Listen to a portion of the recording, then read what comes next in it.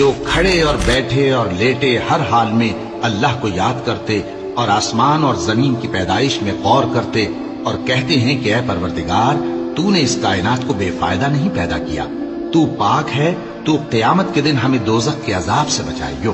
اے پروردگار جس کو تو نے دوزخ میں ڈالا اسے رسوا کیا اور ظالموں کا کوئی مددگار نہیں ہوگا۔ اے پروردگار ہم نے ایک پکارنے والے کو سنا کہ ایمان کے لیے پکار رہا تھا کہ اپنے پروردگار پر ایمان لاؤ، تو ہم ایمان لے آئے۔